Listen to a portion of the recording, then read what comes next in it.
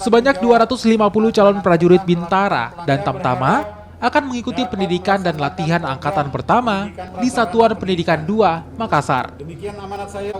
Para calon prajurit TNI Angkatan Laut ini terdiri dari pria dan wanita, masing-masing 100 orang siswa pendidikan pertama Bintara dan 150 siswa pendidikan pertama Tamtama.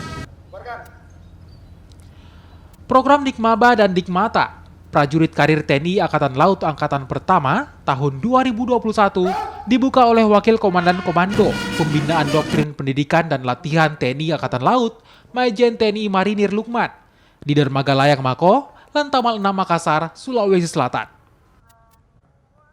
Calon prajurit TNI Angkatan Laut yang berasal dari Pulau Sulawesi akan mengikuti pendidikan selama 6 bulan yang terbagi dalam 3 tahap. Ketiga tahapan ini yakni pendidikan dasar keprajuritan selama 3 bulan, pendidikan dasar golongan selama 1 bulan, dan pendidikan dasar golongan lanjutan selama 2 bulan. Mengangkat masing-masing daerah, jadi kearifan lokal. Kan sebelumnya itu kebanyakan rekrutmen seluruh Indonesia dipusatkan di Surabaya.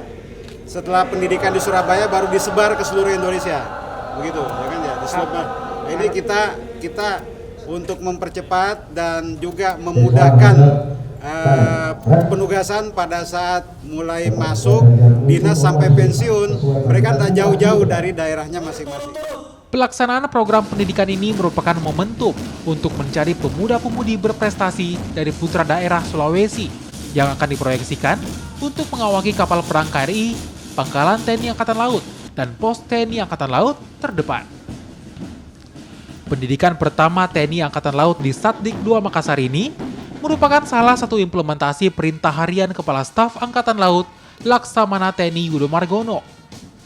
Tujuannya untuk mendidik dan membekali calon prajurit TNI Angkatan Laut dan mampu melaksanakan tugas sebagai Bintara dan Tamtama TNI Angkatan Laut dimanapun ditempatkan dan siap menghadapi segala ancaman. Rama Pratama, Kompas TV, Makassar.